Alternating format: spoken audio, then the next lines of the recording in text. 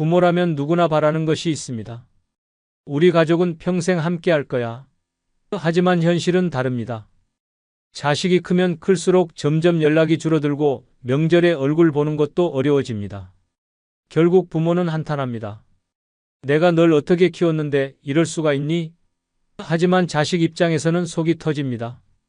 엄마, 아빠가 대체 뭘 했는지 몰라서 그래요? 부모를 떠나는 자식들이 점점 많아지는 이유는 단순하지 않습니다. 부모를 미워해서도 가족을 버리고 싶어서도 아닙니다. 오히려 사랑하기 때문에 거리를 두려는 것입니다. 부모와의 관계가 힘들어질수록 자식은 나를 지키기 위해서라도 부모와 거리를 둬야 한다고 느낍니다. 그렇다면 왜 자식들은 부모에게서 멀어지려 할까요?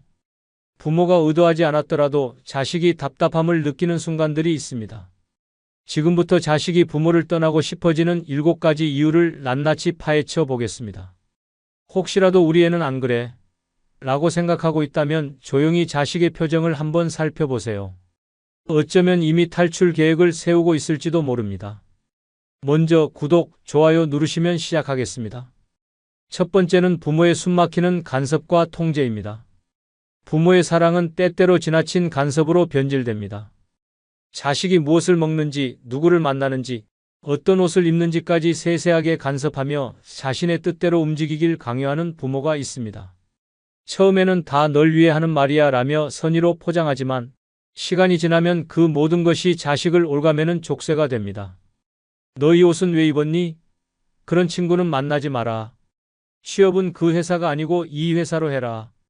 이런 말들이 반복되면 자식은 점점 자신의 인생이 아니라 부모의 인형처럼 조종당하는 느낌을 받습니다. 부모가 원하는 대학, 부모가 원하는 직장, 부모가 원하는 배우자. 마치 자식의 삶이 아니라 부모의 인생을 대신 사는 듯한 기분이 들게 됩니다. 특히 결혼 문제에서는 부모의 간섭이 더욱 심해집니다. 저 사람은 집안이 별로다. 너보다 잘난 사람을 만나야 한다. 부모 말 안 듣고 결혼하면 후회한다. 이런 말들로 자식의 인생을 쥐락펴락하려 합니다. 하지만 정작 부모는 자식이 행복한지 그 사람과 어떤 관계를 쌓아가는지에는 관심이 없습니다. 오직 자신이 원하는 대로 해야 만족할 뿐입니다.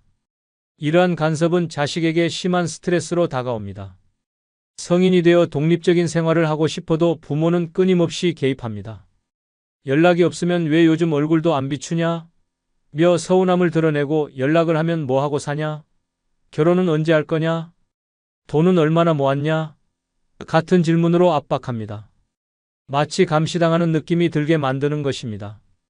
더욱 큰 문제는 부모가 이런 간섭을 사랑이라고 착각한다는 점입니다. 다 너 잘되라고 그러는 거야. 라는 말을 방패 삼아 자식의 인생을 통제하려 합니다. 하지만 자식이 원하는 건 부모의 승인이 아니라 이해입니다.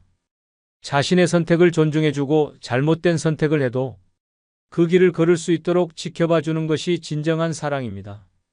이런 환경에서 자란 자식은 결국 부모에게서 멀어지고 싶어집니다. 통제받지 않는 자유로운 공간을 원하게 됩니다. 부모가 간섭하면 할수록 자식은 도망치고 싶어지는 것입니다. 그러다 보니 부모와의 연락을 피하고 독립을 꿈꾸고 나중에는 거리를 두며 점점 관계가 멀어지게 됩니다. 부모가 자식을 떠나보내고 싶지 않다면 사랑을 핑계로 간섭하는 것이 아니라 믿고 기다려주는 태도가 필요합니다. 이렇게 해야 한다는 말을 멈추고 넌 어떻게 하고 싶니? 라고 물어보는 것, 그것이 자식을 부모 곁에 머물게 하는 방법입니다. 두 번째는 절대 변하지 않는 부모입니다. 사람은 나이가 들면서 변화해야 합니다. 하지만 어떤 부모들은 나는 원래 이런 사람이야 라며 자신을 절대 바꾸려 하지 않습니다. 시대가 변하고 세상이 달라져도 오직 자기 방식만이 옳다고 고집을 부립니다. 그리고 자식이 그것을 받아들이지 않으면 요즘 애들은 부모 말도 안 듣는다. 내가 살아보니까 다 안다. 넌 아직 철이 덜 들었어. 라며 무조건 자식을 틀린 사람으로 몰아갑니다. 이런 부모들은 대화가 통하지 않습니다. 자식이 논리적으로 설명하고 설득하려 해도 듣고 이해하려 하지 않습니다. 어디서 감히 말대꾸야? 부모 말이면 그냥 따라야지. 라며 자식의 의견을 무시합니다. 심지어 자식이 나이가 들어 경제적으로 독립을 했더라도 여전히 자신이 윗사람이고 자식은 아랫사람이라는 태도를 버리지 않습니다. 부모라는 이유만으로 무조건적인 복종을 요구합니다.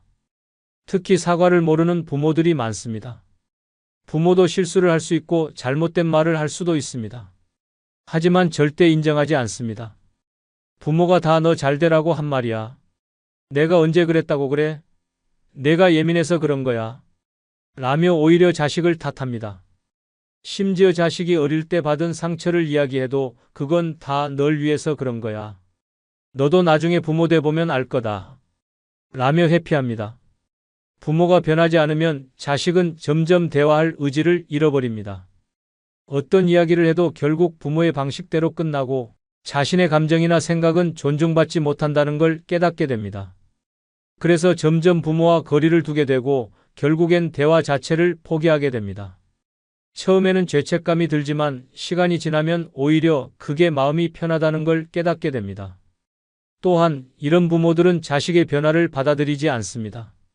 자식이 성장하고 가치관이 바뀌고 새로운 삶을 개척하려 하면 넌 왜 옛날 같지가 않니? 라며 서운해합니다. 자식이 독립적으로 생각하고 행동하려 하면 마치 그것이 배신이라도 되는 것처럼 반응합니다. 심지어 자식이 자기 방식대로 성공을 해도 그렇게 안 해도 됐을 텐데 괜히 힘들게 살았다. 라며 비꼬기까지 합니다. 이런 부모 밑에서 자란 자식들은 결국 부모에게서 벗어나야만 자기 자신으로 살 수 있다는 걸 깨닫게 됩니다. 부모가 바뀌지 않는다면 자식이 바뀌어야 합니다. 그리고 많은 경우 그 변화는 부모와의 거리두기로 이어지게 됩니다. 부모가 자식과 가까운 관계를 유지하고 싶다면 먼저 변화해야 합니다. 시대가 변하고 사람도 변한다는 걸 인정해야 합니다. 부모가 항상 옳다가 아니라 나도 틀릴 수 있다 라고 인정할 때 자식은 부모를 떠나지 않습니다. 세 번째는 끝없는 비교와 비난입니다. 자식의 자존감을 짓밟는 가장 확실한 방법은 비교와 비난을 반복하는 것입니다. 너는 왜 내 친구만큼 못하냐? 옆집 누구는 벌써 집도 사고 결혼도 했는데 넌 대체 뭐하냐? 내 사촌은 대기업 다니고 부모한테 용돈도 주는데 넌 부모 등골만 빼먹는다. 이런 말들은 자식의 마음을 갈갈이 찢어 놓습니다. 부모는 이런 말을 자극을 주려고 하는 것이라고 변명합니다. 하지만 현실은 다릅니다. 자식에게 동기를 부여하는 것이 아니라 자식의 자존감을 짓밟고 주눅 들게 만드는 것입니다. 한두 번이 아니라 평생 이런 말을 듣고 자란 자식은 결국 부모 앞에서 위축되고 스스로를 무능력한 존재로 여기게 됩니다. 특히 명절이나 가족 모임에서 이런 비교가 극심해집니다. 누구는 부모님께 여행도 보내드렸다더라. 누구는 승진해서 연봉이 올랐다던데 넌 뭐하냐? 온 가족이 모인 자리에서 수치심을 주는 말들을 쏟아내며 자식을 벼랑 끝으로 몰아갑니다. 자식은 그 자리가 지옥처럼 느껴지고 부모를 대하는 것이 고통스러워집니다. 결국 점점 연락을 끊고 거리를 두게 됩니다. 더 심각한 문제는 비교만으로 끝나지 않는다는 점입니다. 자식을 비교한 후에는 반드시 비난이 따라옵니다. 내가 그렇게 게으르니까 인생이 그 모양이지. 내가 널 어떻게 키웠는데 이렇게 한심한 꼴을 보려고 그랬겠냐? 내가 그러니까 누가 널 좋아하겠냐? 이런 말들은 자식의 정신을 피폐하게 만듭니다. 부모가 던지는 말 한마디 한마디가 자식의 마음속 깊이 상처로 남아 평생을 따라다니게 됩니다. 비교와 비난이 계속되면 자식은 결국 두 가지 선택을 합니다. 하나는 부모에게 인정받기 위해 자신을 혹독하게 몰아붙이는 것이고, 다른 하나는 아예 부모를 떠나버리는 것입니다. 부모가 아무리 기대하는 대로 살아도 만족하지 않는다는 걸 깨닫는 순간 자식은 더 이상 노력할 의욕조차 잃어버립니다. 그리고 부모에게서 벗어나야만 자신의 마음을 지킬 수 있음을 깨닫습니다. 자식을 떠나보내고 싶지 않다면 비교와 비난을 멈춰야 합니다. 누구보다 못하다가 아니라 너는 너만의 길을 가고 있다고 말해주는 것, 그것이 자식을 부모 곁에 머물게 하는 방법입니다. 비교 속에서 사랑을 찾을 수는 없습니다. 사랑은 있는 그대로의 자식을 인정하는 데서 시작됩니다. 네 번째는 끝없는 감정적 착취입니다. 부모가 자식에게 의지하는 것은 자연스러운 일입니다. 하지만 그 의지가 감정적인 착취로 변질되면 자식은 부모와 거리를 두고 싶어집니다. 나는 내가 없으면 못 살아. 너밖에 내 마음을 알아줄 사람이 없어. 나는 내가 내 곁에서 평생 있어줬으면 좋겠어. 이런 말들은 언뜻 보면 애정 표현 같지만 사실은 자식에게 감정적 짐을 떠넘기는 행위입니다. 자식이 힘든 하루를 보내고 집에 들어와도 부모는 자신의 감정을 먼저 쏟아냅니다. 오늘 너무 우울하다. 내가 나랑 얘기 좀 해줘야겠다. 내가 요즘 나한테 소홀해진 것 같아서 너무 서운하다. 내가 연락을 안 하면 난 정말 외롭고 죽고 싶어진다. 이런 말을 들은 자식은 자신의 감정보다 부모의 감정을 우선해야 한다는 압박을 받습니다. 자신의 힘듦을 털어놓을 틈도 없이 부모의 감정을 달래느라 지쳐갑니다. 더 심각한 경우는 부모가 자식의 죄책감을 자극하는 것입니다. 자식이 독립을 원하거나 결혼을 하려 하면 부모는 곧바로 감정적인 반응을 보입니다. 너 가고 나면 나는 어떻게 하라고? 너도 나중에 부모 돼 보면 알 거다. 부모 버리고 가는 게 어떤 건지. 내가 너를 위해 이렇게 살아왔는데 넌 이렇게 나를 버리는구나. 마치 자식이 부모를 떠나려는 것이 도덕적 죄악인 것처럼 몰아세우며 온갖 서운함과 눈물을 동원합니다.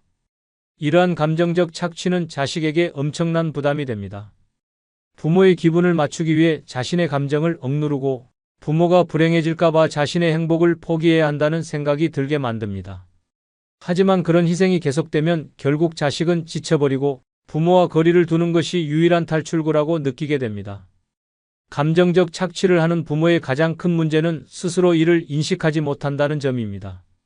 나는 그냥 내가 옆에 있어 주길 바라는 것뿐이야. 부모 자식 간에 이런 건 당연한 거 아니냐? 라는 식으로 자신의 행동을 정당화합니다. 하지만 자식은 부모의 감정 쓰레기통이 아닙니다. 누구나 자기 감정을 돌볼 권리가 있으며 자식이라고 해서 부모의 감정을 평생 책임져야 할 의무는 없습니다. 결국 이런 부모 밑에서 자란 자식은 스스로를 지키기 위해 부모를 떠나게 됩니다. 처음에는 죄책감에 시달리지만 시간이 지나면서 자유로움을 느끼게 됩니다. 그리고 깨닫습니다. 부모가 원하는 만큼 감정을 맞춰주고 희생한다고 해서 부모가 완전히 행복해지는 것은 아니라는 것을, 부모가 자식을 떠나보내고 싶지 않다면 감정의 무게를 자식에게 떠넘기지 말아야 합니다. 부모도 자신의 감정을 스스로 다룰 줄 알아야 하며 자식이 행복할 수 있도록 스스로를 돌볼 책임이 있습니다. 나는 내가 곁에 있어줬으면 좋겠어가 아니라 넌 내 삶을 살아도 괜찮아. 나는 내 행복을 스스로 찾을게라고 말할 때 자식은 부모를 떠나고 싶지 않게 됩니다. 다섯 번째는 부모의 다양한 부정적 에너지입니다. 살면서 힘든 일이 없을 수는 없습니다. 하지만 어떤 부모들은 자신의 불행과 불만을 끊임없이 자식에게 쏟아냅니다. 세상은 믿을 놈 하나 없다. 나는 이렇게 고생만 하다가 늙어버렸다. 사는 게 다 무슨 소용이냐. 이런 말들을 하루에도 몇 번씩 듣는다면 자식은 점점 숨이 막혀옵니다. 부모와 대화를 할 때마다 나오는 것은 불평과 한탄뿐입니다. 요즘 애들은 버릇이 없다. 정치는 엉망이고 세상은 갈수록 나빠진다. 돈 없는 사람은 그냥 죽으라는 거다. 이런 부정적인 말들을 듣고 있으면 자식은 점점 지쳐갑니다. 처음에는 부모의 감정을 이해하려 노력하지만 시간이 지나면 부모를 만나는 것 자체가 부담이 됩니다. 특히 부모가 자신의 삶에 대한 후회를 자식에게 쏟아낼 때 자식은 더 깊은 무력감을 느낍니다. 내가 너 낳지만 않았어도 이렇게 힘들진 않았을 거야. 나는 내 아버지 어머니 만나서 내 인생 망쳤다. 너 키우느라 내 젊은 시절은 다 날아갔다. 이런 말들은 자식에게 씻을 수 없는 상처를 남깁니다. 마치 자신이 부모의 불행의 원인인 것 같은 착각을 하게 만들고 그 죄책감에서 벗어나기 위해 부모를 멀리하고 싶어집니다. 이런 부모들은 긍정적인 변화를 받아들이지 않으려 합니다. 자식이 좋은 일을 이야기해도 너만 좋으면 다야? 라며 반응하고 자식이 희망적인 말을 해도 넌 아직 세상을 몰라서 그래. 라며 일축해버립니다. 자식은 부모에게 아무리 밝은 에너지를 주려 해도 그것이 부정으로 뒤덮이는 것을 보며 점점 대화를 피하게 됩니다. 이런 환경에서 자란 자식들은 결국 부모와 거리를 두게 됩니다. 부모와 함께 있으면 자신의 에너지까지 소진되는 것을 느끼기 때문입니다. 부모가 불행을 이야기할 때마다 그 감정을 받아줘야 하는 부담이 커지고 그 무게에서 벗어나기 위해 점점 연락을 줄이고 방문을 미루고 결국엔 부모를 피하게 됩니다. 부모가 자식과 가까운 관계를 유지하고 싶다면 부정적인 말과 불평을 멈춰야 합니다. 사는 게 힘들다가 아니라 그래도 잘 살아보자라고 말하는 것, 나는 불행했다가 아니라 앞으로 남은 인생은 즐겁게 살겠다라고 생각하는 것, 그런 태도가 있을 때 자식은 부모 곁에 머물고 싶어집니다. 여섯 번째는 자식에 대한 사랑이라는 이름의 폭력입니다. 부모는 자식을 사랑한다고 말합니다. 하지만 그 사랑이 폭력이 되어 자식을 옭아맬 때 자식은 부모를 떠나고 싶어집니다. 너 잘 되라고 하는 말이야. 이건 다 너를 위한 거야. 내가 널 얼마나 사랑하는데 이 정도도 못 참아? 이런 말들은 부모가 자신의 행동을 정당화하기 위해 사용하는 방패입니다. 하지만 정작 자식에게는 상처만 남길 뿐입니다. 사랑이라는 이름 아래 행해지는 폭력의 대표적인 예는 언어적 학대입니다. 부모는 쉽게 말합니다. 넌 도대체 왜 그러냐? 내가 그러니까 인생이 그 모양이지. 내가 우리 집안 망신 다 시킨다. 이런 말들이 아무렇지 않게 자식의 마음을 짓밟습니다. 어떤 부모는 심지어 너 같은 애를 낳은 게 후회된다. 차라리 널 낳지 말걸. 같은 말까지 합니다. 자식은 그런 말을 들을 때마다 부모의 사랑이 진짜였는지 의심하게 되고 부모에게 정을 붙이기가 어려워집니다. 이런 폭력은 단순한 말로만 끝나지 않습니다. 과도한 기대와 강요도 포함됩니다. 자식이 부모의 기대에 미치지 못하면 실망감을 감추지 않으며 때로는 모욕적인 말과 행동을 하기도 합니다. 내가 널 어떻게 키웠는데 넌 그 정도도 못하냐? 라며 죄책감을 심어주고 다른 애들은 부모한테 효도하는데 넌 나한테 해준 게 뭐냐? 라며 사랑을 빌미로 압박합니다. 자식은 부모에게 인정받기 위해 애쓰지만 어떤 노력을 해도 부모는 만족하지 않습니다. 결국 자식은 지쳐버리고 부모를 기쁘게 하기 위한 삶을 포기하고 싶어집니다. 신체적 폭력도 여전히 존재합니다.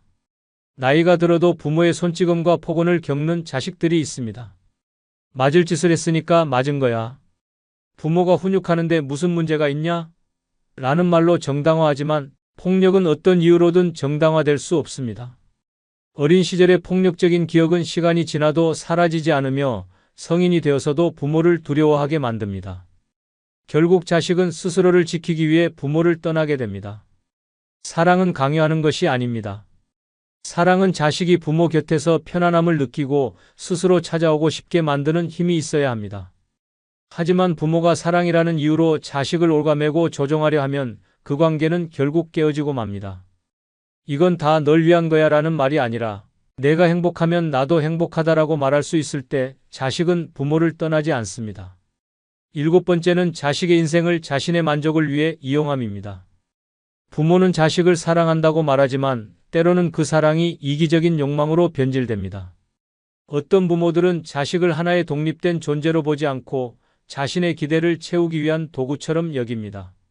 우리 집안의 자존심을 지켜야 해. 내가 못 이룬 꿈을 내가 대신 이뤄야 해.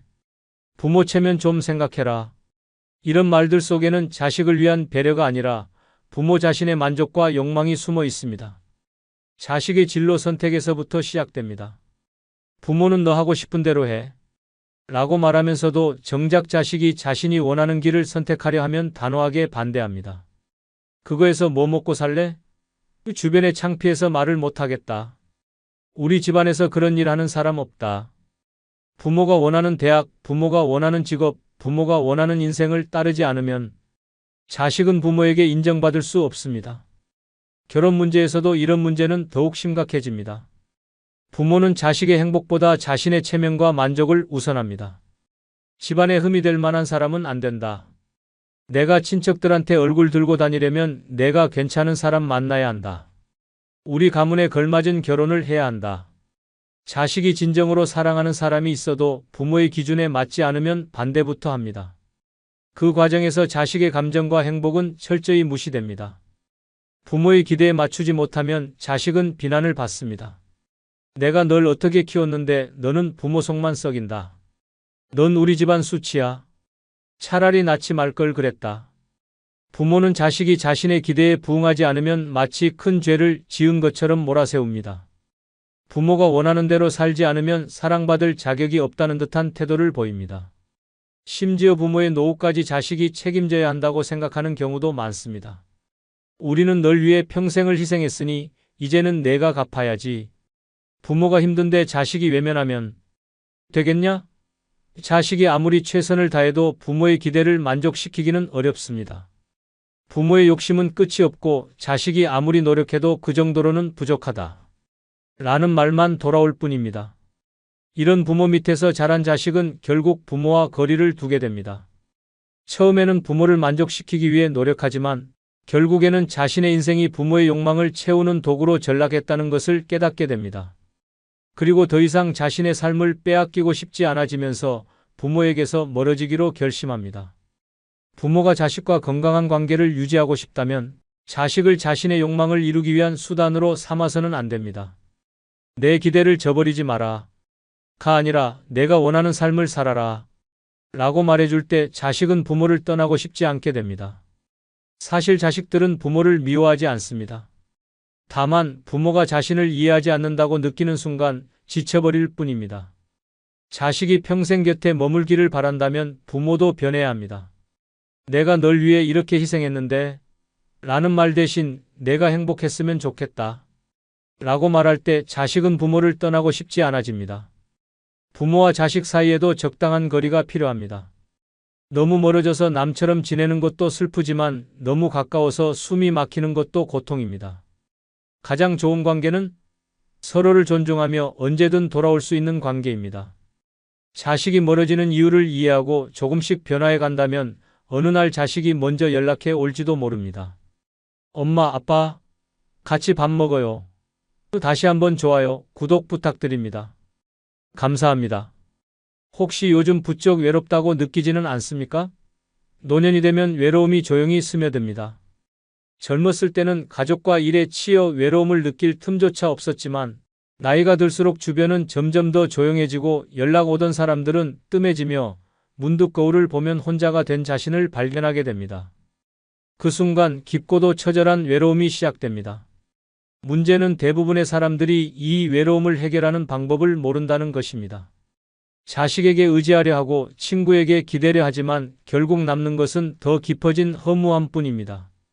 외로움은 누군가가 해결해 주는 것이 아니라 스스로 깨부셔야 합니다. 지금부터 한 번도 생각해 보지 못한 노년의 외로움을 없애는 뜻밖의 방법 7가지를 알려드리겠습니다. 외롭고 쓸쓸한 노년을 보내고 싶지 않다면 이 내용을 끝까지 보시기 바랍니다. 구독, 좋아요 누르시면 시작하겠습니다. 첫 번째는 익숙한 인간관계를 버려라입니다. 노년이 외로운 가장 큰 이유는 익숙한 인간관계에 매달리기 때문입니다. 평생을 함께해온 가족, 오랜 친구, 가까운 이웃과의 관계가 외로움을 해소해 줄 것 같지만 오히려 정반대일 수도 있습니다. 사람들은 변하고 상황도 달라집니다. 하지만 우리는 변하지 않는 관계를 유지하려 애쓰고 결국 그 안에서 더 깊은 외로움을 느끼게 됩니다. 자식들에게 의지하려 하지만 자식들은 이미 각자의 삶이 있습니다. 젊었을 때는 부모를 찾던 자식들도 나이가 들수록 바빠지고 결국 부모는 뒤로 밀려나게 됩니다. 명절이나 특별한 날이 아니면 연락조차 오지 않는 경우가 많아집니다. 그런데도 부모는 자식에게 집착하며 기대를 버리지 못합니다. 그 기대는 실망으로 바뀌고 그 실망은 더 깊은 외로움으로 이어집니다. 결국 가족이라는 이름이 오히려 외로움을 가중시키는 역설적인 상황이 만들어지는 것입니다. 오랜 친구들도 마찬가지입니다. 젊었을 때는 함께 시간을 보내며 우정을 나눴지만 노년이 되면 친구들도 각자의 삶을 살아갑니다. 어떤 친구는 건강이 나빠지고 어떤 친구는 가족을 돌보느라 바빠지며 어떤 친구는 연락조차 두절됩니다. 하지만 사람들은 이 관계를 놓지 못하고 예전처럼 가까워질 수 있을 것이라는 착각에 빠집니다. 그러나 현실은 냉정합니다. 함께했던 시간들이 많을수록 상대가 멀어지는 순간 더 큰 외로움을 느끼게 됩니다. 그렇다면 해결책은 무엇일까요? 익숙한 인간관계를 과감히 정리하는 것입니다. 더 이상 나를 찾지 않는 자식에게 집착하지 마십시오. 연락이 없는 친구를 그리워하며 시간을 낭비하지 마십시오. 오히려 새로운 사람들과 새로운 관계를 만들 때 외로움이 사라지는 기적이 일어납니다. 지금까지 살아온 관계가 전부가 아닙니다. 노년에도 새로운 인연은 얼마든지 만들어질 수 있습니다. 동호회, 봉사활동, 문화센터, 여행 모임 등에는 나와 같은 외로움을 느끼는 사람들이 가득합니다. 중요한 것은 과거의 인간관계를 붙잡고 있기보다 미래의 관계를 만들어가는 것입니다. 익숙한 관계를 버린다는 것은 단절이 아니라 새로운 삶을 위한 시작입니다. 노년의 외로움에서 벗어나고 싶다면 지금까지 매달려왔던 인간관계를 돌아보십시오. 그리고 과감히 내려놓으십시오. 그때부터 진짜 외로움이 사라지기 시작합니다. 두 번째는 돈을 써라, 아낌없이 써라입니다. 노년의 외로움을 해결하는 가장 강력한 방법 중 하나는 돈을 제대로 쓰는 것입니다. 평생을 아끼고 모으며 살아왔지만 이제는 그 돈을 나를 위해 과감하게 써야 할 때입니다. 노년이 외로운 이유는 단순히 사람이 없어서가 아니라 내가 나 자신을 방치했기 때문입니다. 내 기분을 좋게 만들고 내 삶을 풍요롭게 하는데 돈을 쓰지 않으니 하루하루가 무료하고 쓸쓸해지는 것입니다. 많은 사람들이 혹시 모를 미래를 위해라며 돈을 아껴둡니다. 하지만 과연 그 미래가 언제 올까요? 나중을 위해 아껴둔 돈이 결국 병원비로 사라지고 내가 즐기지도 못한 채 자식들에게 상속되는 경우가 허다합니다. 정작 내가 즐기지도 못하고 떠난다면 그동안 아껴온 의미가 있을까요? 지금 쓰지 않으면 결국 다른 사람이 쓰게 됩니다. 돈을 제대로 써야 합니다. 내가 기분 좋을 곳에 가고 내가 하고 싶은 것을 하며 내가 즐거운 곳에 투자해야 합니다. 가고 싶었던 여행지를 찾아 떠나고 값비싼 한 끼 식사를 즐기고 관심 있던 취미를 배우십시오. 고급 호텔에서 하룻밤을 보내고 원하는 옷을 사고 필요한 곳에 투자하십시오. 이렇게 돈을 쓰면 내 삶이 단조롭지 않게 변하고 자연스럽게 새로운 경험과 새로운 인간관계가 생깁니다. 외로움은 반복되는 무료한 일상에서 피어나는 것이지만 돈을 쓰는 순간 그 패턴이 깨지고 새로운 활력이 생깁니다. 반대로 돈을 아끼며 사는 사람일수록 점점 움츠러들고 세상과 단절됩니다. 괜히 돈 썼다가 나중에 후회하면 어쩌지? 라는 생각이 발목을 잡고 결국 평생 돈만 모으다가 외롭고 쓸쓸한 노년을 맞이하는 경우가 많습니다. 젊었을 때는 돈이 나를 위해 일했지만 노년에는 내가 돈을 제대로 써야 합니다. 돈을 모으는 게 중요한 게 아니라 어떻게 써야 내 삶이 행복해지는지를 아는 것이 중요합니다. 외로움을 없애는 가장 빠른 방법은 내 삶을 풍요롭게 만드는 것입니다. 돈을 쓸 줄 아는 사람이 진정으로 행복한 사람입니다. 자식들에게 남겨주려 아끼지 마십시오. 그들은 당신이 아끼지 않아도 잘 살아갑니다. 오히려 당신이 돈을 아끼고 쓸쓸하게 살아가는 모습을 보면 자식들은 죄책감을 느끼고 부담스러워할 수도 있습니다. 노년의 외로움은 결국 내가 나를 얼마나 소중하게 대하느냐에 따라 결정됩니다. 내 기분을 좋게 만들고 내 삶을 활력 있게 만들어주는 곳에 돈을 아낌없이 쓰십시오. 지금 돈을 쓰는 순간 외로움은 사라지고 행복이 찾아옵니다. 세 번째는 새로운 사람을 만나라, 무조건 만나라입니다. 노년의 외로움을 해결하는 가장 확실한 방법 중 하나는 새로운 사람을 만나는 것입니다. 익숙한 얼굴들과만 어울리며 살아가다 보면 세상은 점점 좁아지고 외로움은 더욱 깊어집니다. 반대로 새로운 사람을 만나면 새로운 대화가 생기고 새로운 경험이 쌓이며 삶이 활력을 되찾습니다. 지금 당장 새로운 인연을 만들지 않는다면 당신의 노년은 점점 더 조용하고 쓸쓸한 방향으로 흘러갈 것입니다. 많은 노년층이 새로운 인간관계를 두려워합니다. 이 나이에 새로운 사람을 만나서 뭐래? 라고 생각하는 순간 당신의 인생은 정지 버튼을 누른 것과 같습니다. 하지만 사람은 언제든지 새로운 관계를 만들 수 있습니다. 그리고 새로운 인연이 생기는 순간 삶은 놀라울 정도로 달라집니다. 한 가지 명심해야 할 것은 새로운 사람을 만나기 위해 일부러 특별한 노력을 할 필요는 없다는 것입니다. 가장 쉬운 방법은 내가 관심 있는 곳으로 가는 것입니다. 운동을 좋아한다면 헬스장이나 요가 클래스를 등록하고 책을 좋아한다면 독서 모임에 나가고 취미가 없다면 다양한 동호회나 문화센터를 찾아보십시오. 중요한 것은 일단 발을 들여놓는 것입니다. 한 번만 가보면 생각보다 쉬운 일이라는 걸 깨닫게 될 것입니다. 또한 새로운 사람을 만나는 것이 꼭 동년배일 필요는 없습니다. 젊은 세대와도 교류할 수 있습니다. 요즘은 세대 간 소통을 위한 다양한 프로그램이 많고 SNS나 온라인 커뮤니티를 통해서도 다양한 연령대의 사람들과 연결될 수 있습니다. 새로운 세대와 대화하는 것만으로도 젊은 감각을 유지할 수 있고 삶의 새로운 시각이 생깁니다. 가장 위험한 것은 나는 혼자가 편해라는 착각에 빠지는 것입니다. 혼자가 편한 것이 아니라 단순히 새로운 관계를 만들 용기가 부족한 것입니다. 하지만 인간은 본질적으로 사회적 동물이며 관계가 단절될수록 외로움은 점점 커집니다.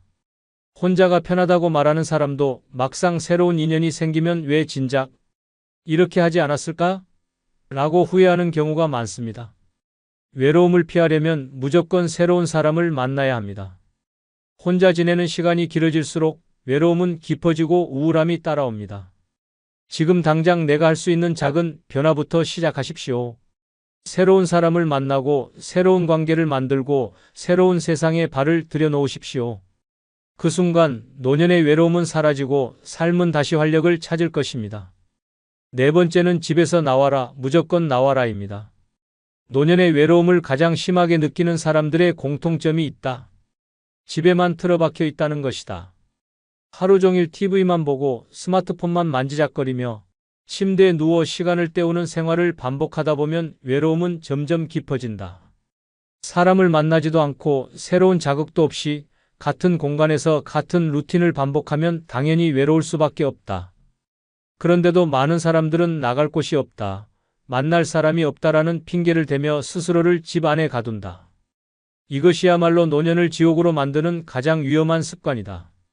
젊었을 때는 직장과 사회생활을 하며 자연스럽게 사람들을 만났고 가족들과도 함께 시간을 보냈다. 하지만 노년이 되면 모든 것이 달라진다. 은퇴 후에는 사람을 만날 기회가 줄어들고 자식들은 각자의 삶을 살기 바쁘다. 그렇다면 어떻게 해야 할까? 답은 간단하다. 무조건 집 밖으로 나와야 한다. 외로움은 단순한 감정이 아니다. 몸이 먼저 외로움을 만든다. 집에만 있으면 활동량이 줄고 햇빛을 보지 않으며 신체적인 움직임이 거의 없어진다. 그러면 자연스럽게 우울감이 찾아오고 결국 아무것도 하기 싫어진다. 이것이 반복되면 사람은 점점 더 움츠러들고 인간관계까지 멀어지면서 극도의 고립감이 생긴다. 이 상황을 깨는 가장 확실한 방법은 매일 일정한 시간에 집 밖으로 나가는 것이다. 꼭 특별한 일이 없어도 좋다. 동네 공원을 산책하고 카페에서 차 한 잔을 마시고 마트에 들러 장을 보는 사소한 행동 하나만으로도 삶이 완전히 달라질 수 있다. 밖에 나오는 순간 사람들과 자연스럽게 눈을 마주치고 가벼운 대화를 나눌 기회가 생긴다. 이것이 바로 외로움을 해결하는 첫걸음이다. 더 나아가 의식적으로 새로운 환경을 찾아가라. 매일 같은 길만 걷지 말고 새로운 장소를 탐험해보라. 도서관, 복지관, 문화센터, 전시회, 시장, 심지어 동네 작은 가게라도 좋다. 새로운 공간에 가면 자연스럽게 새로운 사람들과 마주치게 된다. 그리고 그 작은 변화가 당신의 삶을 바꾼다. 무엇보다 중요한 것은 습관을 만드는 것이다. 오늘은 기분이 안 좋으니까 나가지 말아야지라고 생각하는 순간 다시 집 안에 갇히게 된다. 무조건 하루 한 번은 집 밖으로 나가라. 비가 오든 바람이 불든 기분이 좋든 나쁘든 이유를 만들지 말고 그냥 나가라. 집에 있으면 점점 더 고립되고 외로워진다.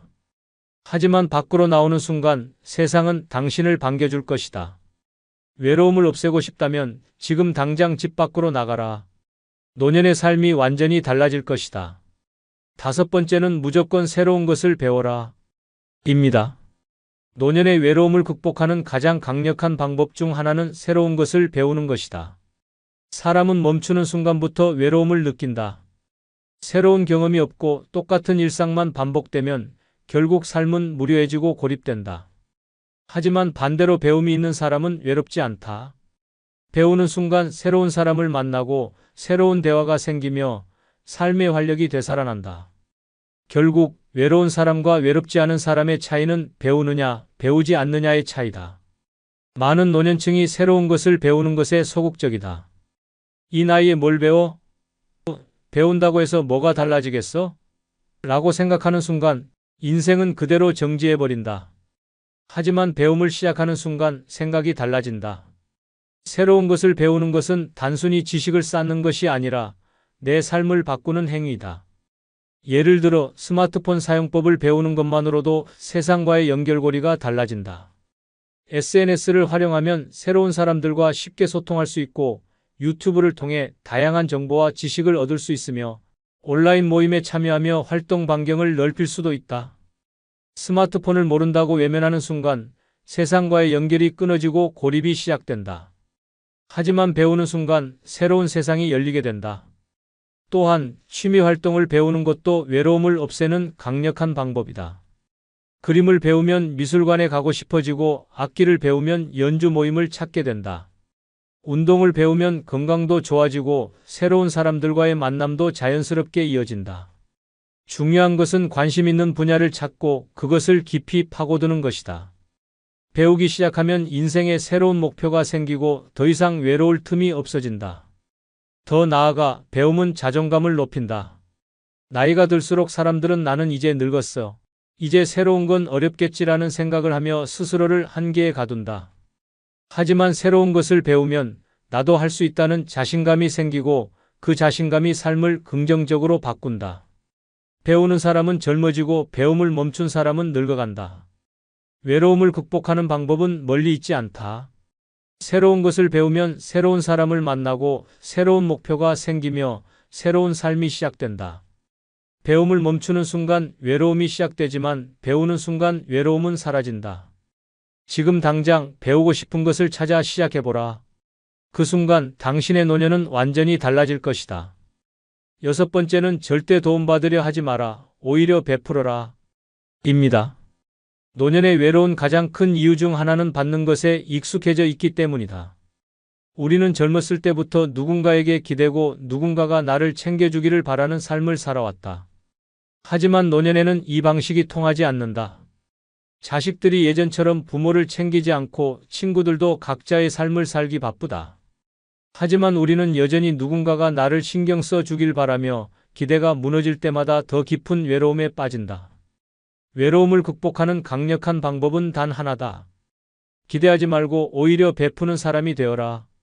누군가에게 도움을 받으려 할수록 사람들은 나를 피한다. 하지만 반대로 내가 먼저 베풀고 나누기 시작하면 사람들은 나를 찾게 된다.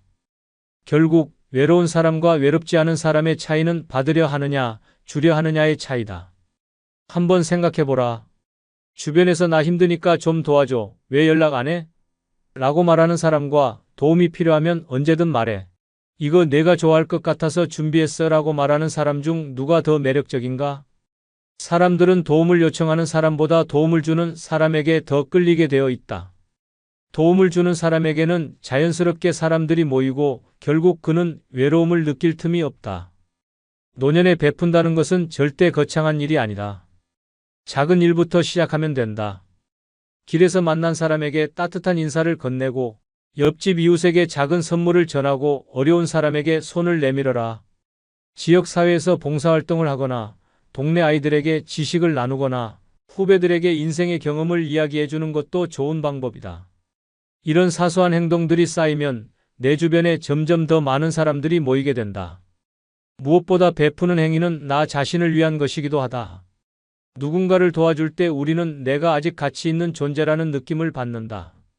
도움을 주는 순간 삶의 의미가 생기고 외로움은 자연스럽게 사라진다. 나이가 들수록 중요한 것은 얼마나 받았느냐가 아니라 얼마나 나누었느냐이다. 지금까지 살아오면서 많은 것을 받았다면 이제는 줄 차례다. 도움을 기다리는 사람이 아니라 도움을 주는 사람이 되어라. 그 순간 당신은 더 이상 외롭지 않을 것이다. 외로움은 사라지고 삶은 더 풍요로워질 것이다. 7번째는 죽음을 두려워하지 마라. 오히려 준비하라. 입니다. 노년의 외로움은 결국 죽음에 대한 두려움에서 시작된다. 나이가 들수록 우리는 언젠가 반드시 맞이할 죽음을 떠올리게 된다. 젊었을 때는 멀게만 느껴졌던 것이 이제는 점점 현실로 다가온다. 친구들이 하나둘 세상을 떠나고 몸은 예전 같지 않고 혼자 남겨질 것 같은 두려움이 커지면서 깊은 외로움이 찾아온다. 하지만 죽음을 두려워하는 순간 인생은 끝난다. 오히려 죽음을 담담하게 받아들이고 철저히 준비하는 사람이 마지막까지 외롭지 않다. 많은 사람들이 죽음을 이야기하는 것 자체를 꺼린다. 그런 생각하면 안 된다. 아직 멀었다라고 애써 외면하지만 준비하지 않은 죽음만큼 비참한 것도 없다. 막상 현실이 닥치면 아무것도 정리되지 않은 채 고립되고 남은 사람들에게 부담만 남긴다. 반대로 죽음을 준비하는 사람은 삶을 더 적극적으로 살아간다. 오히려 죽음을 인정하는 순간 남은 시간 동안 무엇을 해야 할지가 명확해지고 외로움이 아니라 충만한 삶을 살 수 있다. 그렇다면 어떻게 죽음을 준비해야 할까? 가장 먼저 해야 할 일은 내가 원하는 마지막을 스스로 결정하는 것이다. 재산 정리는 물론이고 장례 방식, 유언장 작성, 연명치료 여부까지 모든 것을 미리 정해 놓아야 한다. 이런 준비를 하면 삶의 주도권을 다시 찾을 수 있다. 나는 내 인생을 끝까지 내 뜻대로 살겠다는 마음가짐이 생기면서 불안과 두려움이 사라진다. 또한 죽음을 준비하는 것은 단순히 유산을 정리하는 것이 아니라 지금 이 순간을 더 가치 있게 살아가는 것이다. 죽음을 생각하면 자연스럽게 남은 인생을 어떻게 보낼지 진지하게 고민하게 된다. 어차피 언젠가 끝이 있다면 지금 하고 싶은 것을 하자라는 용기가 생긴다. 하고 싶은 여행을 떠나고 만나고 싶었던 사람을 만나고 하고 싶었던 일을 시도하게 된다. 결국 죽음을 준비하는 사람이 더 열정적으로 삶을 살게 된다. 마지막으로 죽음을 두려워하지 않으려면 스스로 외롭지 않은 환경을 만들어야 한다. 평소에 인간관계를 정리하고 좋은 사람들과의 관계를 유지하며 마음 편한 곳에서 생활해야 한다. 필요하다면 새로운 공동체에 속하는 것도 방법이다. 함께 삶을 공유하고 서로를 돌봐주는 네트워크를 만들면 마지막 순간까지도 외롭지 않다. 노년의 외로움은 죽음을 준비하지 않았기 때문에 생기는 것이다. 외면한다고 해서 피할 수 있는 것이 아니다. 오히려 담담하게 받아들이고 내 방식대로 정리하는 순간 외로움은 사라지고 삶은 더욱 빛난다. 죽음을 두려워하지 말고 오히려 철저하게 준비하라. 그 순간 당신은 누구보다도 당당하고 충만한 삶을 살게 될 것이다. 여러분, 외로움은 피한다고 사라지는 것이 아닙니다. 정면으로 부딪히고 깨부술 때만 해결됩니다. 지금까지의 방법을 다시 떠올려 보시기 바랍니다. 익숙한 인간관계를 버리고 돈을 쓰고 새로운 사람을 만나고 집 밖으로 나가고 배우고 베풀고 죽음을 준비하는 것. 이것이야말로 노년의 외로움을 뿌리째 뽑아내는 강력한 방법들입니다. 이제 선택은 여러분에게 달려 있습니다. 외로움에 갇혀 남은 생을 후회 속에서 보낼 것입니까? 아니면 지금 당장 변화의 발걸음을 내디뎌 새로운 삶을 시작할 것입니까? 인생의 끝이 외로움으로 채워질 필요는 없습니다. 노년의 삶도 여러분이 만드는 것입니다. 지금이 바로 변화할 때입니다. 구독, 좋아요 부탁드립니다.